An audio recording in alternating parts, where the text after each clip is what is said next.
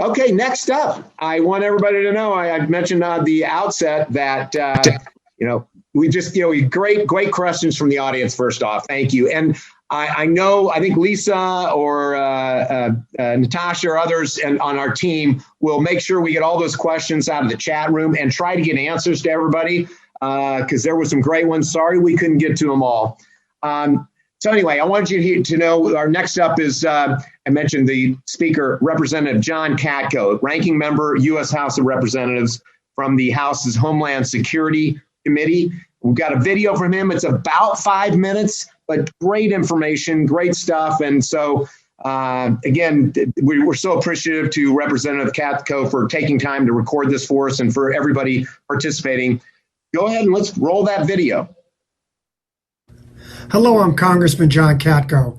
I'm honored to have the opportunity to speak to you today at the Global Business Travel Association meeting. Over the last year, the COVID-19 pandemic drastically altered the world in which we live. As the pandemic sent people across the globe into the confines of their home, it created a new environment of more conference calls from your kitchen table and less of catching flights. With their employees' health and safety at the forefront, businesses and companies halted travel immediately, wreaking havoc on the travel industry and the global economy. According to GBTA, in 2019, global spending on business travel reached $1.43 trillion. Therefore, the return of travel and tourism will be vital drivers of our economic recovery. As we continue to adjust to the new normal of social distancing, mask wearing, and a heightened awareness of health and contactless interactions, we must begin to look ahead to the new phase of air travel. I am eager to continue my efforts to address these issues as a member of the Aviation Subcommittee on the Transportation and Infrastructure Committee in Congress, and in my new role as ranking member of the House Committee on Homeland Security. The committee will focus on retaining a smooth return to travel and restoring business travelers' confidence in air travel. We acknowledge that business and leisure travel won't look the same as it used to be. Still, we are committed to working with key industry partners, including the Global Business Travelers Association, to redefine air travel and ensure a safe experience. We have already seen industry taking incredible steps to improve the passenger experience, from contactless check-in to touchless security procedures. The new era of air travel has taken shape. However, as these innovative technologies are implemented in an effort to rebuild traveler confidence, it will be our responsibility to prevent obstacles from undoing the progress we have made. For example, current restrictions on international travel can be, at best, confusing. Between recommendations from government agencies such as TSA or the Centers for Disease Control and airlines' requirements, the patchwork of regulation is very difficult to navigate.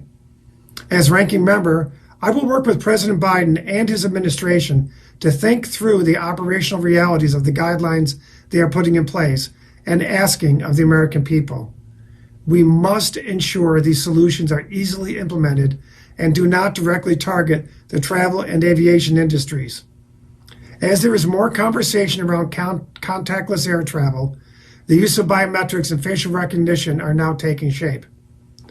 While traditionally used at our borders and airports to identify known terrorists looking to enter our country illegally and cause harm, there are benefits to this technology for travel in a post-pandemic world. We continue to push for expansion in this area. In fact, the airlines themselves are great examples of incorporating biometrics into their business models. Additionally, there is more TSA can do in this area to ensure security and improve passenger facilitation. As we are dealing with lower travel volume than usual, we have an excellent opportunity to push biometrics for a comprehensive curb-to-gate experience for passengers. To get America moving out of the pandemic, TSA must provide adequate resources to deliver new, cutting-edge technologies to the front line that promote a contactless, more secure travel experience. These include computed tomography detection at range, credential authentication technology, and biometrics. These innovative new technologies provide critical explosives detection capabilities, allowing TSA to screen carry-on luggage more thoroughly and quickly. As we look ahead to a new normal for air travel in a post-pandemic world, Technologies like this will allow for a seamless and contactless journey through the airport. As travel begins to rebound, we have an opportunity to move forward on these new, cutting-edge technologies at the checkpoint. Congress will play a crucial role in fostering aviation industry innovations, as we always have, and solutions to lead the way to an economic recovery.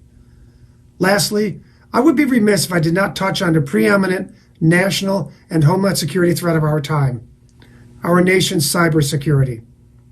In today's hyper-connected world, cybersecurity is national security, particularly on the heels of the COVID-19 pandemic, which has shifted our world to an even more digitally dependent one than before. Our cyber defenses help guard our very democracy, livelihoods, and the American way of life, including our transportation systems. Our nation's transportation systems remain among the most targeted environments in the world and are vital to the free movement of people and goods. We can do better, and there is undeniable room for improvement. This rightfully remains a primary focus of mine on the committee. An inability to connect the dots to effectively secure our nation against the threats of tomorrow is simply unacceptable. Cybersecurity continues to be an area of great bipartisan cooperation in Congress, and I look forward to continuing to work with my colleagues across the aisle to deliver solutions for the American people. I want to thank all of you for your time and allowing me to speak today. I am always honored to speak to the GBTA, and I wish you the best for the remainder of your virtual meeting. May God keep you safe, and may you all be well, and I hope to see you all in person soon. Thank you. That was great.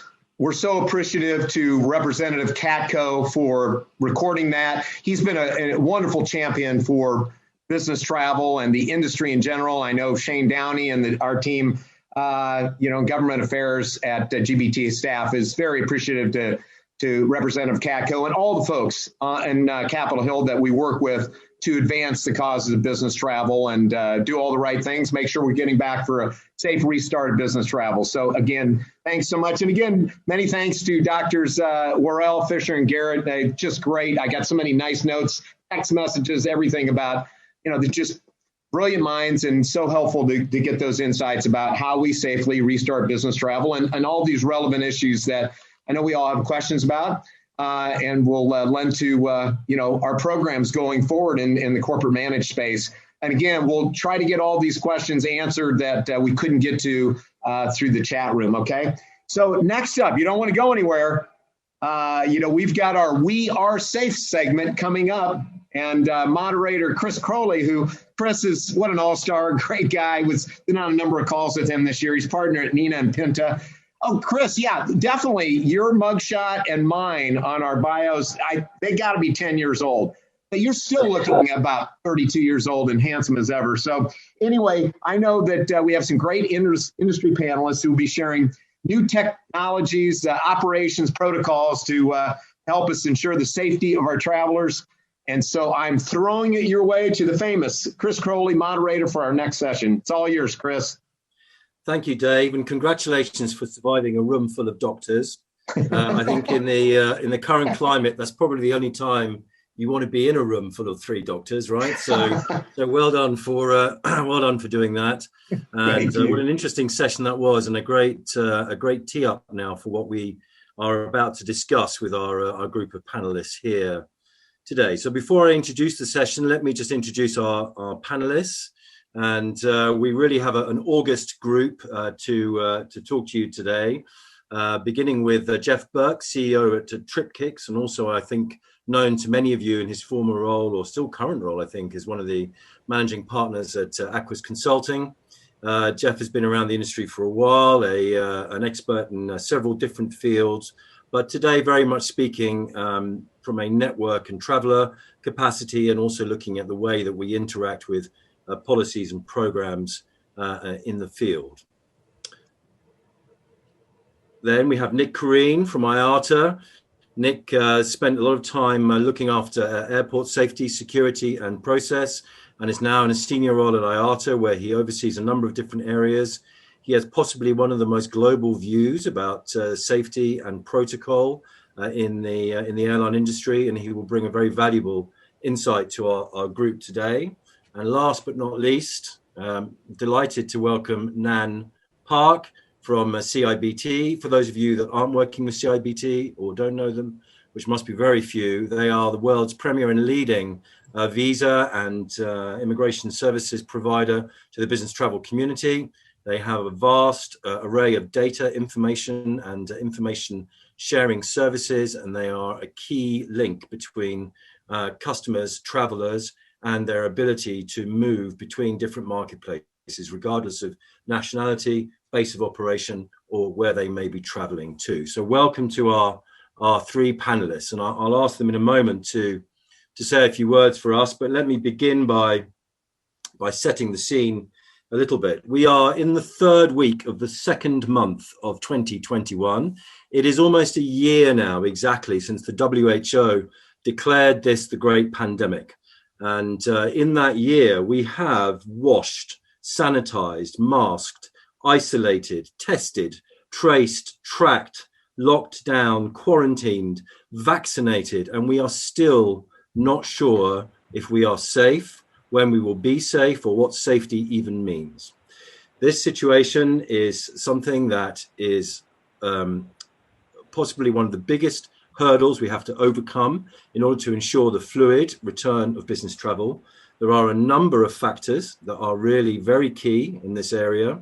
Our ability to judge safety is compromised by the dramatic degrading of our network capacity. We don't really know what's safe until we see large numbers of people traveling, and we can understand that. It is also challenged very strongly by the lack of commonality between airport standards, hotel standards, safety accreditations, all these different protocols and policies. Governments are not helping us with sub-quarantines, partial quarantines, lockdowns, phase downs, partial lockdowns. I mean, we have a whole new language, don't we, to deal with. And on top of that, we have variants. Just last week, we read the story of the Australian quarantine hotel, where apparently a unique new variant of the virus was able to jump from one room to another room to infect from a family to an individual lady in a room across the corridor without them actually touching or being that close to each other. So we might think we're ready. We might have discussed it in our companies. We might have talked about why we need to travel. We might have talked about the permissions that we need to travel. We might even have discussed at great lengths how much we miss travel, we mourn travel, and we want travel back. But are we actually safe to travel, and what does that safety mean? So I'm going to ask each of our panelists to give us a few opening remarks, starting, I think, with Nick, to give us that global IATA perspective. So Nick, over to you. Nick Careen from IATA. Thanks, Chris. And yeah, the safety discussion, I look forward to that. And thanks, everybody, and the GBTA, and for the opportunity to speak to you guys. I'll be brief because I think the benefit would be to have that discussion into all the topics that you just certainly raised. My role, as you'd mentioned, within IATA's constraint, I'm the Senior Vice President for Airports, Passenger, Cargo, and Security, but the greater portion of my career, 25 years, has been in the airline industry. And my stump speech is I've been lucky enough to do everything but fly and fix them. So there's not one department I haven't managed in the lucky career that I've had up to this point. So at IATA, it's Airport, Passenger, Cargo, and Security. But at the moment, my day job really is to lead the industry restart on behalf of IATA and under the support of the Board of Governors. So that is what I'm spending the majority of my time with, and the team across IATA.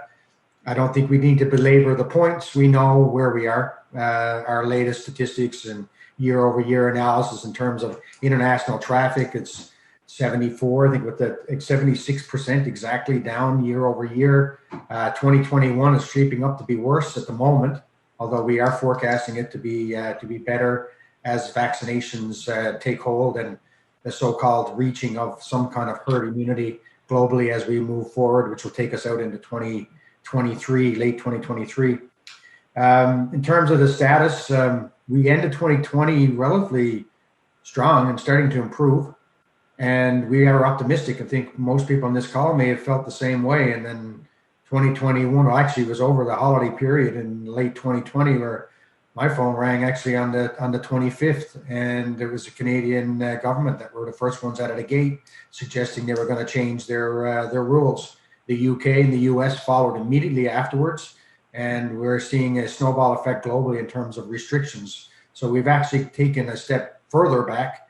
Why? We know it's the risk of importation. It's that variant issue that has reared its ugly head, and depending on what part of the world you're in, it's the second wave or the third wave, or if you're in Hong Kong, they refer to as the fourth wave, which, heaven forbid, we're on our way for a couple of more, given the fact that we're based in North America and considered to be in the second wave. So all that to say, I mean, we've changed our approach in 2021. Originally, we had positions in terms of, testing, the protocols, the biosafety measures were in place. Let's start moving. There's a risk, very low risk in travel, so why not get flights moving with testing? Now we've taken a little bit more of a step back, knowing where governments are, and more about let's build some roadmaps. Let's start to take a step back. Let's understand what you need, when you need it, and what is required of the industry to be prepared when international borders and restrictions will begin to be removed. And quite frankly, we would be remiss if we didn't take that approach at the moment, because we're in what would be called a pause. And if we're not taking full advantage of that, so when the doors and the gates do open, we're ready to go, and shame on us. So that's really where we are in terms of our facilitation efforts, our advocacy efforts. And I'll leave it at that, and I'll let the other gentlemen have a kick at introducing themselves, and look forward to the conversation. And thanks again for the opportunity. Thanks, Nick. And we'll definitely come back to some of those points, in particular that being ready for the ramp up conversation, which is so tied to the safety piece, isn't it? Nan, why don't you introduce yourself and give some perspective before we get into the discussion? Thanks, Chris. And I would like to thank GBTA the opportunity for us to be able to share our common knowledge, and also to reflect some of the experience that we have gone through in 2020. And to really reflect on, what it means to you moving into 2021. And as we can all understand that, from a border entry perspective, it has become a lot more complex, and policy changes has become a lot more frequent. And me, as my role as a vice president at CIBT, I have been working closely with our clients over the past year, trying to navigate through some of these complexities and to understand that what does all these new reality mean to our clients and our travelers. And as we all seen the border closing and having a difficulty to find a reliable information source that offers actionable insights is crucial to everyone these days. And either this is in testing protocols or visa application process. While most company has implemented some sort of a trip approval mechanism or a review process over the past 12 months, the visa process in general has shifted from upstream from a post-booking activity into more of a planning process. And complexity, costs, processing time of a visa or a travel document or a medical certificate are all factors that can impact travel approval these days. So, what do I look for from this type of event and this type of engagement, and what does this mean to all of you and all of us, is really to reflect on, is self-service still applicable these days on some of the services, not only within our industry, but also in other industry, that we can all safely say within the near term, self-service has become a forbidden model for a lot of us to even consider, right? So that's probably one of the fundamental change in framework of our relationship with our vendors, and also on the service delivery side. And it used to be that before you go, you need to know trend. And that's kind of a common skill set for some people like me that are frequently on the road, but that has transformed into a trend of know before you plan. It's no longer before you go. You have to know these critical information before you even plan a particular trip. And through the pandemic, some of us has trying to evacuate people, rescue people from a specific destination, and bring the family together and to be able to mitigate risk. And we all can agree that data is everything. If you can't track it, then you can't effectively manage it. And that can be critical to human lives and safety these days. And as we go into 2021, I believe one of the another critical element that we all need to reflect on is change management is the new essential competency on the road of restarting travel, right? We all have to be super effective on managing changes as these happen, every minute, every hour, especially in my industry. I'm lucky for us. And what does it mean from a GBTA perspective? I think it's very important to build trust among us, to build trust with your vendors, with your partners, and it's critical. And also build trust with your traveler. I believe we definitely will talk a lot about how to build trust and potentially reflect into the aspect of safety and the impression of safety. And to summarize, I hope today's event can be an opportunity to start a conversation among us and to really help each other to better prepare for what I call, or what I want to consider, the new modernization in international travel, right? We're at the moment of reset.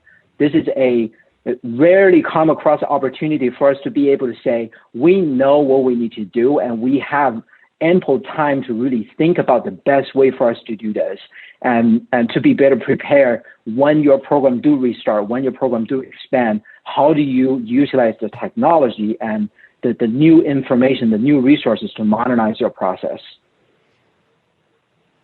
Thank you, Nan. Great points. And some of those really resonate here too. I mean, we talk a lot here about safe space to safe space thinking, but I think we'll come back to that. Jeff, over to you. Yep. Thanks, Chris. Before I echo some of the statements that the other colleagues have made, I will say if there are any holdover questions from the last session, please do not ask them here. So as the token startup on the call, I'll give a little bit of background and context. I'm Jeff Berk. I'm the CEO of Tripkicks. We're an add-on for business travel programs, and we're focused on really bringing new capabilities to companies and travelers. For the past 12 months or so, we've been focused on helping companies prepare for the return of travel. Yes, even starting 12 months ago. And primarily it's been around our new product, Tripkicks Insights, where we're bringing, as Nan kind of coined, actionable insights to travelers at the point of sale. So trying to start that education process earlier than it traditionally has been in the industry. The benefit, like information is key right now to better inform a traveler about their trip before they actually book it, telling them where they can go, what they need in terms of requirements, helping them make decisions around whether they feel comfortable traveling, right? Which is going to be a key point that I know we'll come back to, and really set the proper expectations for them. So I think what we're seeing is companies want to and need to do more for their travelers. We're looking to empower them and help them automate some of that. And what we're seeing in the industry as organizations think about return to travel, whatever their timeline might be, because that's going to be different for everyone. Most of the processes that they have right now, the current, what we call like temporary processes, they can't really be scaled. We've kind of jumped back in time from an automation perspective because we've had to. That's been the knee-jerk reaction, to the extent that companies have shut off their online booking tools, and travel managers can provide this white glove service now, and they can help conduct manual ad hoc research and individually touch and approve and get involved with every trip. But as more travelers start to get back on the road beyond what we're considering essential at each organization right now, the fact is they're going to need to rely on technology to solve this at scale, just as they did in the past. But the difference now is that with safety as such a primary focus of everyone, they need to make sure that that's given the same level of priority, and they could provide the same level of care for travelers, but in a more self-service type of environment. And I think, Nick touched on this a little bit, but, we've always believed that the restart is going to be a lot more complicated than the shutdown, right? We all remember the shutdown. It wasn't that long ago. It was pretty quick. It was confusing and complicated, but it was quick. This is going to be a lot longer, and we've seen the stops and starts, as Nick mentioned too, and we're going to see a lot more of that. I think the key difference is that there is time to prepare. And there wasn't time to prepare for the shutdown, but there is time to prepare for the restart. And every company needs to have a plan in place for the future, in addition to just having their plan for now, because everyone's got a plan for now, but they don't necessarily have one for the future.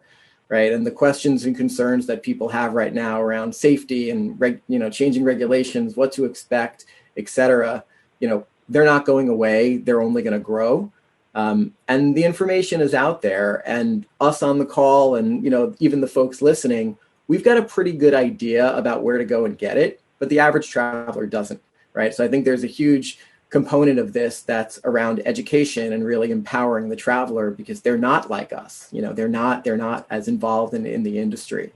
And I think a lot of travelers have really, a lot of travel suppliers have really done a great job in kind of raising their standards and responding to this.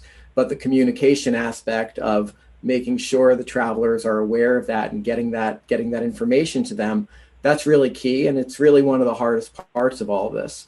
And, I know the GBTA and everybody in the industry, we, talk about restoring confidence and how important that is. And it really starts with having the right information and setting the right expectation for travelers. If you don't do that, you can't really, start the confidence restoration process.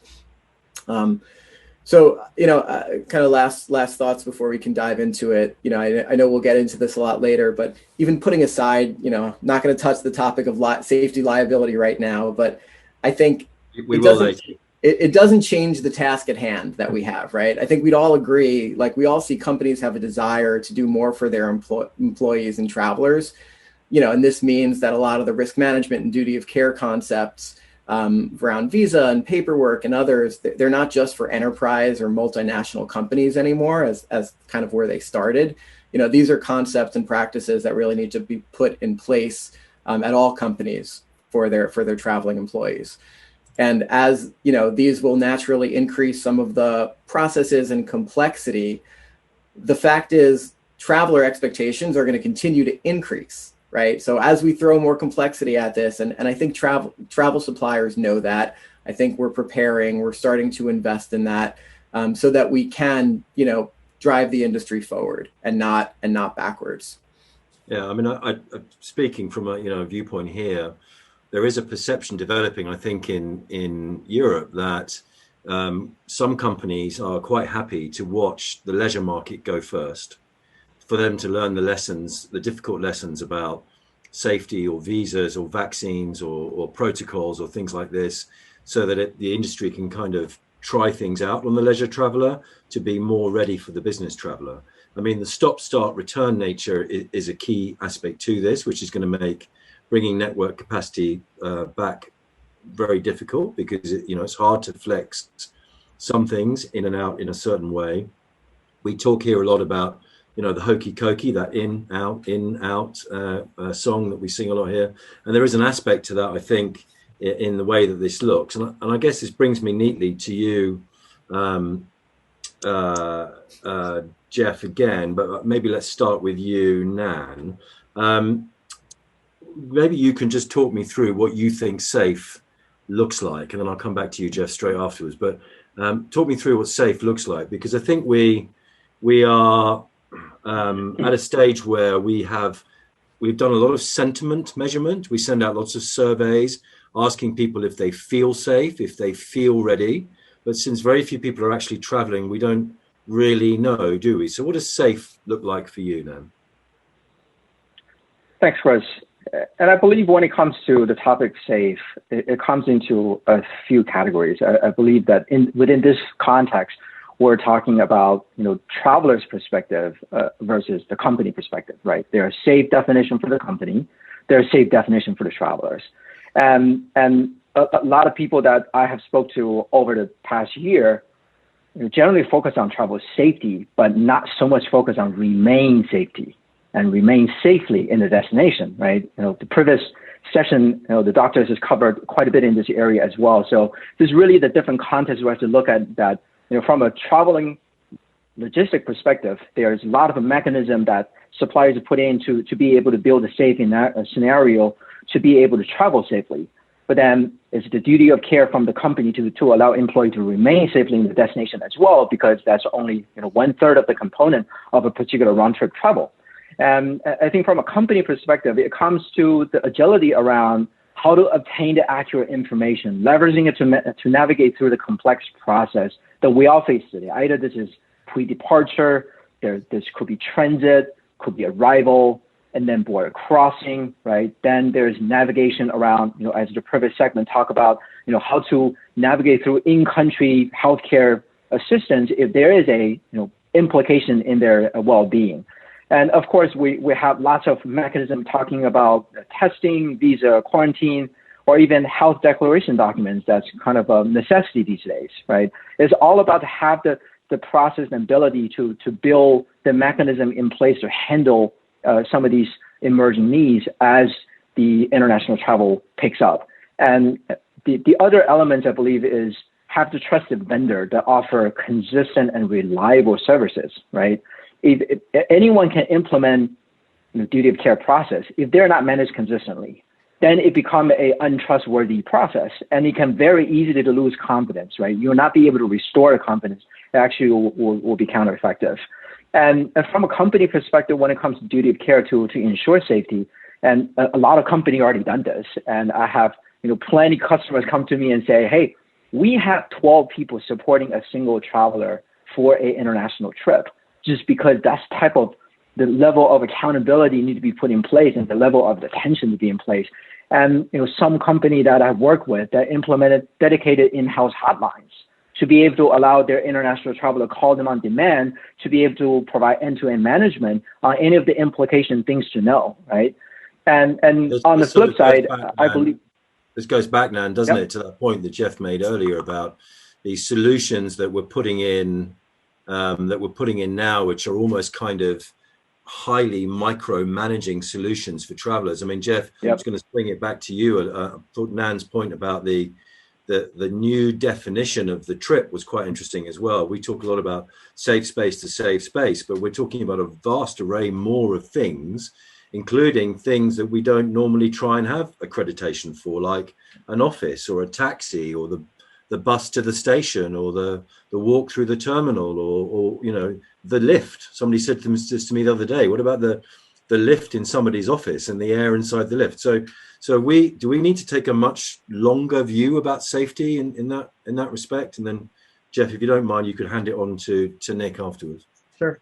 Yeah, I mean, I think Nem's spot on with his opening remarks where, the definition of a trip has kind of changed, and it's gotten very important to consider a lot more activities that have to happen, not only pre-trip, not only pre-travel, but pre-booking in that preparation stage, and then throughout the entire, trip journey. I think regardless of how, no matter how we define safe, the fact is it's subjective. Right. And Nan said it's subjective based on the company and the employee. And I think those two are really going to determine what's safe. And we could, governments and associations can throw standards and accreditations and regulations, but they don't really determine what's safe. Right. Companies and travelers do. So the reality is people are going to make their own decisions, and they need the information. They need to be empowered with the information to do that. But just in a marketplace with thousands of hotels, many airlines, many car companies, many suppliers of all different ilks and sizes, with content and inventory loaded across multiple distribution systems, with multiple vendors and multiple access points. Nick, how do we understand this? How do we make this work? How do we get some kind of common understanding of what safe is, even between different airports? Because it's still the case today, isn't it, that you can travel from airport to airport, and a different airport has a view of how a queue should be managed, how an immigration process sound a bit Dutch there, how an immigration process should work, how, all these kinds of things. How can we make this a more aligned situation and understand what safe is? Well, simple. The only way to address this is standards. And the unfortunate part around some of the areas that you're discussing that Jeff and Nan have brought up, there is no standard setting body for these particular elements of the passenger journey that now all of a sudden have become more important. Not that they weren't before, but now certainly they were more important from a safety standpoint. Usually the concern was around, your consumer desires. Is this, what kind of a hotel is this? What are the amenities like? What are all those things? So, okay, so who does that? That's a big piece in the travel journey, and that requires all the players involved. And unfortunately, at this point, I guess the only body that could probably do that would be ICAO, but they tend to be in the harder spec areas of standardization versus the softer specs. They're areas of standardization. But when you talk about globally, what safety is, I mean, I think it's important because this is a consumer-driven group for obvious reasons. But safety is a huge issue and it has many connotations for our world. We have vast amounts of fleets sitting on the ground. We have vast amount of people, certified, licensed people sitting on the ground. So before we even wrap our heads around what the passenger journey needs to look like, we need to wrap our heads around what we need to be safe. Because let's not forget, consumer confidence goes away really, really quickly, no matter what we've done in terms of on board the aircraft or in the hotel or in that lift, if that aircraft ain't safe. So that is the number one priority. We always have made that the number one priority.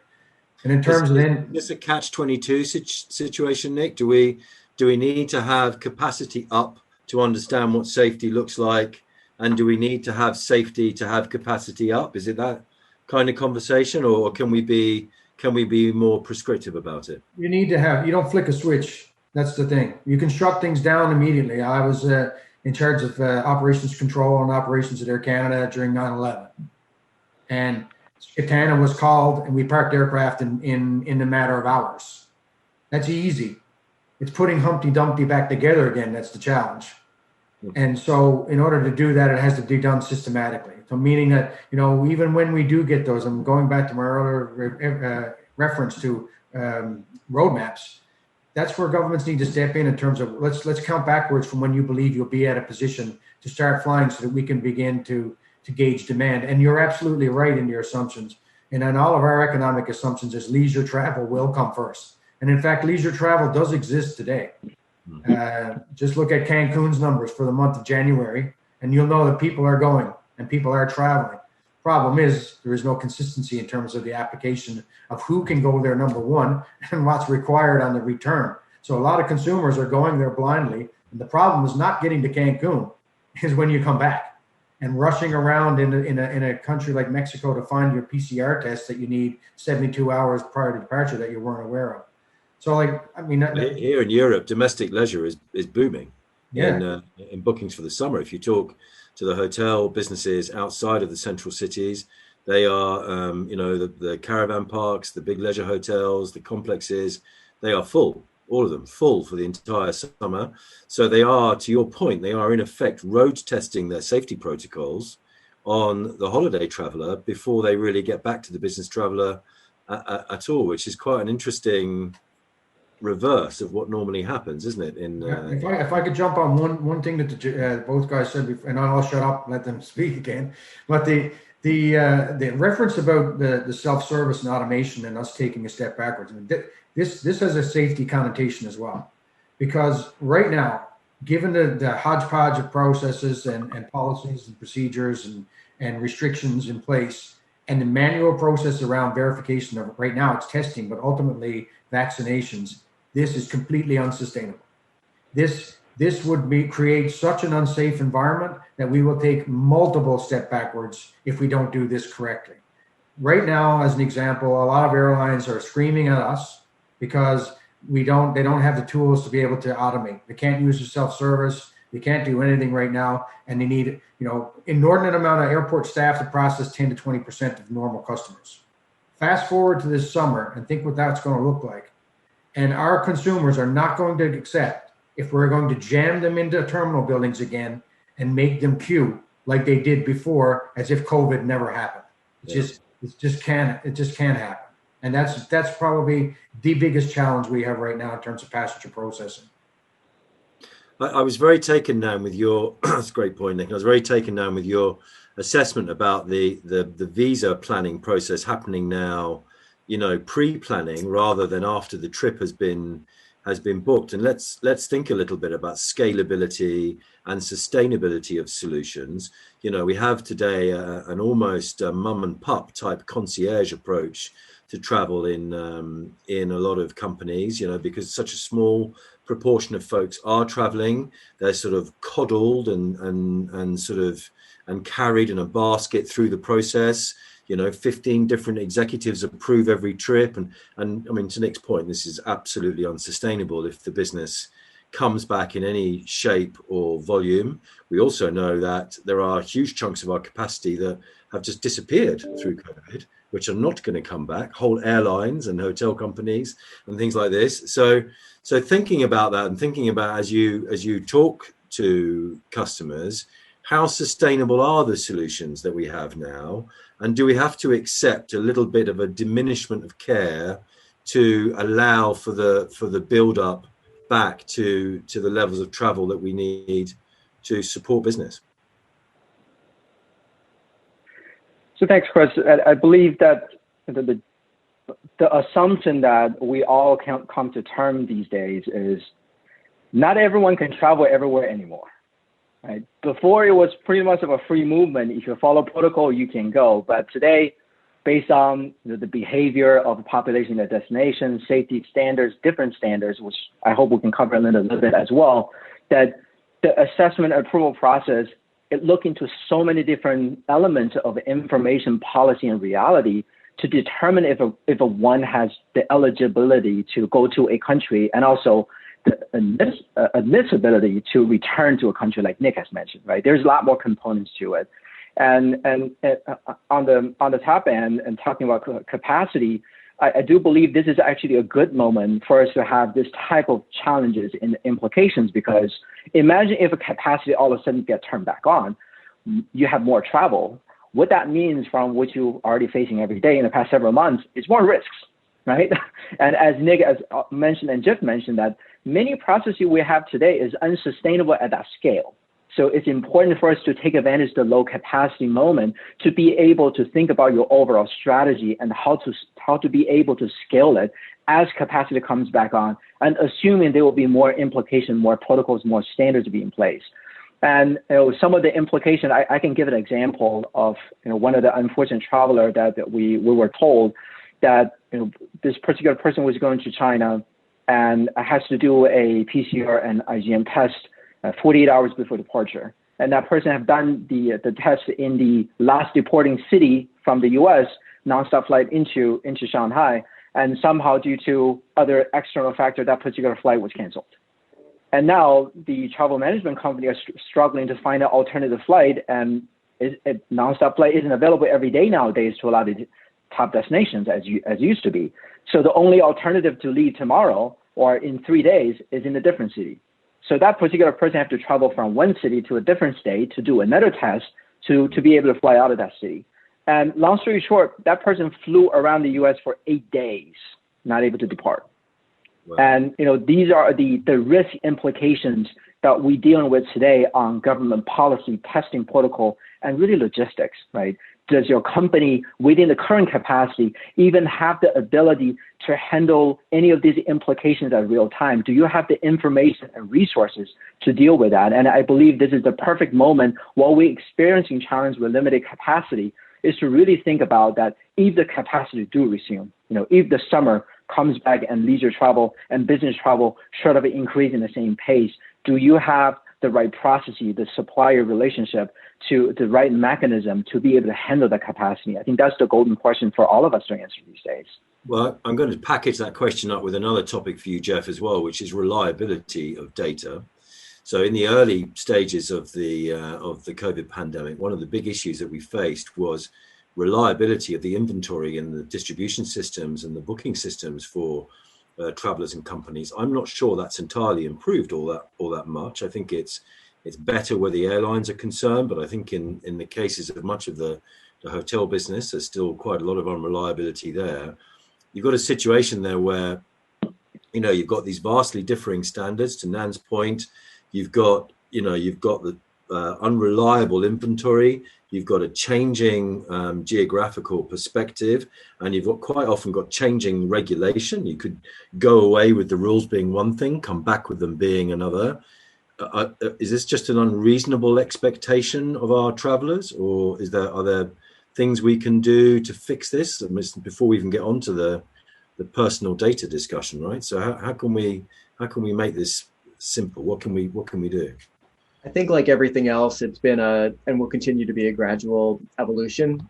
Going even back to the last point, are we ready to do this at scale? I think, and guys might disagree, but do we need to be? You know what I mean? Like we're not going to flip a switch and we're going to be at 2019 travel levels. So to some extent, we have this time to prepare. We have this time to, to get ready to scale these processes. Both Jeff, let me just cut in very briefly, but sorry to interrupt you. But if we're at 20% or 25% of volume today, and we went to 55% of volume in 6 months, although that seems like a relatively small percentage, that's a huge volume of business coming back into the system. So even if we just scale up a quarter of what we had before COVID, I don't think we're ready to do that. Far less, the whole thing. So, but yeah, anyway, so I interrupted you. I agree. It's a big change, but I think, it's been said time and time again, right? It's a resilient industry. There's a lot of brilliant minds at work right now solving this problem, right? And it's kind of hard to solve the supply side without the demand side to some extent, right? I mean, I'm a believer if the demand is there, the supply side is going to figure it out. And we're seeing a lot of advancements that are happening relatively quickly right now with things like digital health passports. And that's another one where it's kind of, emerging and coming to fruition. What's your view there, Jeff, on digital health passports and, vaccine protocols or requirements or all these kinds of things? You have a perspective on this? You see this coming imminently? I think I do, but what do you think? I definitely do. I think it's happening. It's happening already. There are new advancements every day with kind of more adoption and more partnerships. And I think to some extent, for us, maybe not all of us, but most of us listening, it's something that's being driven primarily from the leisure market. So we're kind of at a little bit of advantage there, where by the time business travel really starts to ramp up at most companies, there are going to be more established norms, and there's going to be more of those processes that are figured out. Again, I know there are plenty of companies that have people on the road that are dealing with this right now, but like you said, capacity is way down, right? Most companies are not dealing with high capacity. So they're going to be the beneficiaries of some of these processes getting worked out over time. And I think the same can be said with some of the content, right? Like, the shutdown happened really quickly. Unfortunately, we saw a lot of suppliers, shut down, whether it was temporarily or some permanently, and that led to a lot of gaps in the process. Are they all gone? Are all of the gaps filled? No, but we're going to continue to get better. We're going to continue to fill those gaps because we have to. The demand is going to come back, and we have to figure out how to meet that. I think quality control on the big distribution systems is a factor here. I think it's an issue because if you ask a Concur or an Amadeus or a Sabre or somebody like that, whether they could reliably state that their content is good, they would quite correctly point to the fact that they're not the ones doing a lot of the loading of stuff or necessarily responsible for the policing of it. So I think we've got that issue. Sorry, Nick, I interrupted you, but maybe Nick, you could touch on this, personal traveler data stuff, because that's going to be a key factor in the fluid interaction between airports and airlines, right? So and before that, I totally agree with Jeff. Supply and demand will take care of itself. It ultimately will. It always does, and we're not the only industry that are affected by this. So I'm not completely understand the challenges that previous schedules and I mean, airlines, they're guessing. I mean, we had examples of countries that changed their processes in multiple times in one day, like the UK being a classic example of that. So how can the airlines plan a schedule when they don't even know if they're going to be able to fly from one day to the next? We also had a lack of long-term vision around slot management, which is antiquated and old and done in a way that is so convoluted, it would blow your mind what airlines had to do to maintain slots for the future. So but this will take care of itself. I'm confident in that. But in terms of the health certification process, whether we like it or not, it's coming. And Nan mentioned earlier about trusted vendors. Now, there's a big difference about being fast to the space and being capable in this space. And so that's the challenge. Whether we like it or not, airline and travel is complicated in the back end, way more complicated than it needs to be because it's taken us 80 years to build it. And some of it is still on old technology, which Jeff could probably spend the rest of the afternoon speaking about. And so automating these things and all the pieces that are built to put it together is not that simple. So, and then you got the security infrastructure required. So as an example, if you're an upstart today and you build an app that can download a testing certificate, provide you with a QR code and say you're good to travel, well, guess what? It works right now, but automation is out the door. It will not work with any of your back-end systems. It will not be interoperable. It will not be harmonized, and will not allow for any of your self-service tools to be enabled. So these are the things that need to be addressed. We're doing it. We're doing it through the development of a travel pass, the IATA travel pass. We're not doing it because we want to control the industry. That is not our desire at all. What we want to do is to create something that's a minimum set of requirements so that anyone else wants to be in this space, they better chin themselves up to it. Because if we don't do it this way, we will end up with a plethora of apps out there, and none of which speak to each other, and none of them actually accomplish what we're hoping to accomplish as an industry. So well, I think we're kind of already there, Nick, in some cases, aren't we? Because we are. But to Jeff's point and Nan's point, right now is a good time to test and break and learn. And so it's not complicated to build the app. I mean, the one that we're putting together is really about pulling in the requirements of the DCSs, making sure that we're dealing with thematic properly in terms of a rules engine, something that governments will accept in terms of what they want, something that's easy for a traveler, something that resides on an existing processes as it is today, so that we can enable all these things come June, July. And that's really the target we're looking at. We're gonna make mistakes. We're gonna break this thing. So will others that are in this space, whether it's Common Pass, Verify, AOK, IBM, GE, all of them. But this is small peanuts. We'll fix this. The bigger prize here, and I think both Jeff and Nan alluded to it, and it was certainly on the session prior, is the digital identity. That's the golden egg here. And that's what everybody's chasing for. And we as an industry had better have our eyes wide open what that means. Because the last time I checked, Microsoft, Salesforce, Bill Gates Foundation, Rockefeller Foundation, and all these other, they're not here to help. And so for us, we need to make sure that we solve an airline issue and an aviation problem, but don't get ourselves into don't sign ourselves up to jail by going into something that we're not prepared to deal with, by having someone else managing the identity of our individuals. This association knows that better than anyone, because we've been arguing for decades the simple contact information being able to share between travel agents and airlines for that one reason.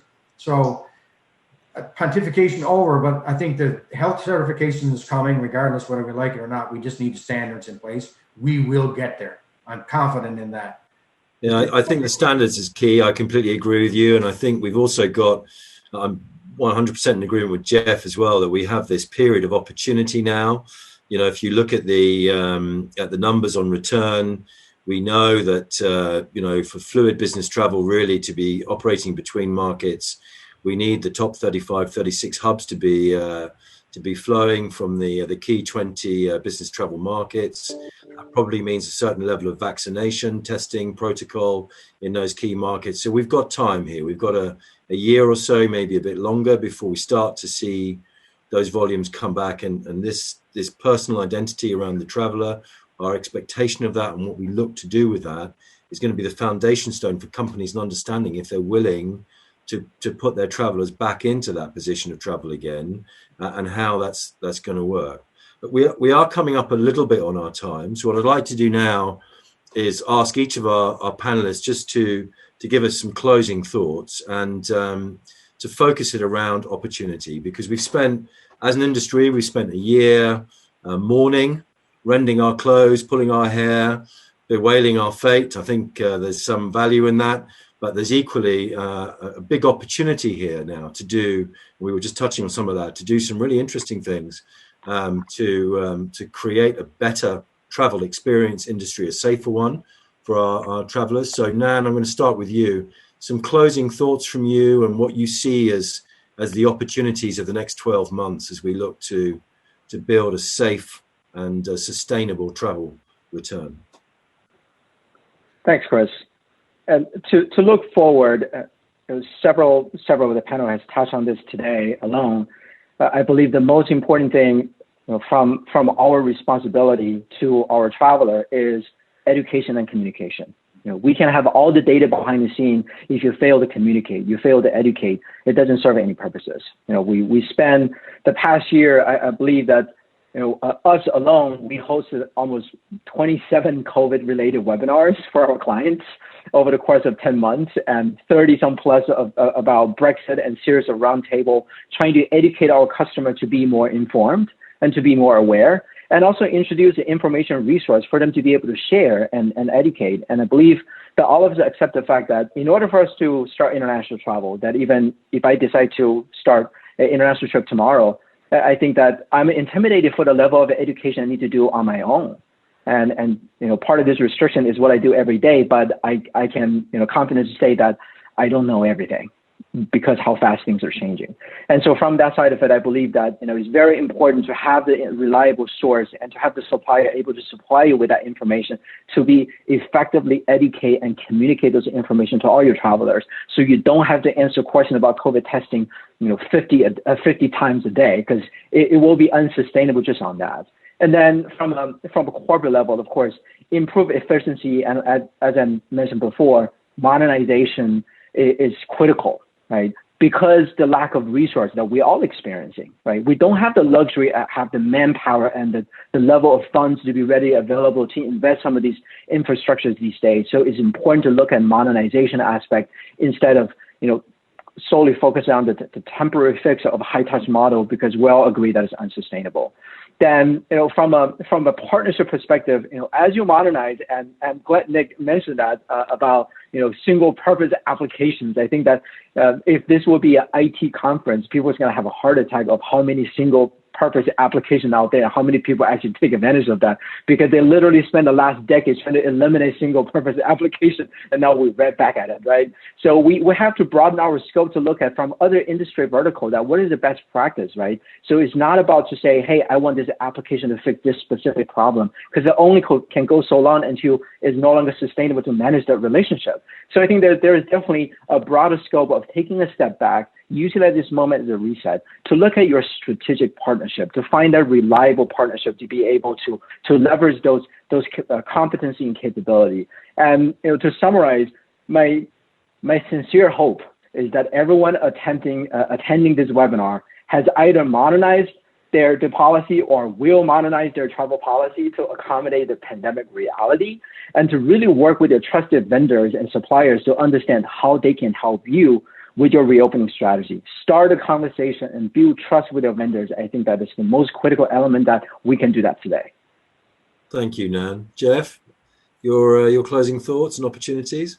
Yeah, I definitely agree. I mean, there's the saying that we're all probably sick of hearing, like, never let a good crisis go to waste, right? I think no matter what happens, we're going to see a lot of changes and a lot of advancements. I think it's so interesting when you think about like us as an industry, we are struggling, right? But when travel does return, travelers' expectations are going to be even higher, right? Technology continues to advance. I know I'm not the only one who sees my mobile, report of how much time I spent on my phone the last week. And I was like, oh my God, we're just so reliant on technology for our personal lives. And I think, travelers are going to expect the digital identity concepts that we were just talking about. They're going to expect to be able to get through the airport faster, regardless of all of the new regulations. They're going to expect their journey to be more connected. And I think it's all going to happen. I think suppliers are hard at work making that happen, taking us to the next level. I think the key is people need to be open to change. And it's not just suppliers, right? It's companies, it's travelers. We're not going back to the way we were. But it's up to all of us if we're going to go forward, we all have to be committed. And I think sometimes we're an industry not really known for fast change, but it's coming. And I think we all need to be, ready for it and keep an open mind. And Nick, over to you. Yeah, I've probably been around too long to think the change is going to be as fast as we all would like it to be. And maybe that's probably why and not to be Debbie Downer, because to be honest with you, I do believe the light is at the end of the tunnel here. It's just a question of the length of that tunnel. It seems to be a little bit longer than we would have hoped. So, but I do believe that we're going to see a step change in travel come this summer, for sure. But it's going to be regional in nature, based on some countries that have been much better at securing vaccines than others. And so that's just nature of the beast.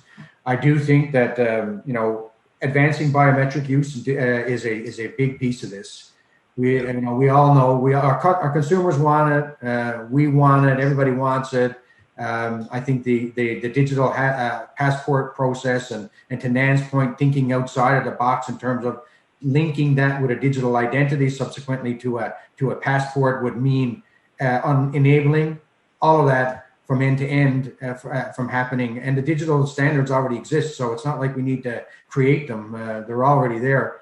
So it's really about getting governments to accept it. I think that's going to happen, and it's going to fast forward a few years just simply because we'll be able to illustrate through the digital health certification process that it works. And the consumers, to Jeff's point, are going to demand it.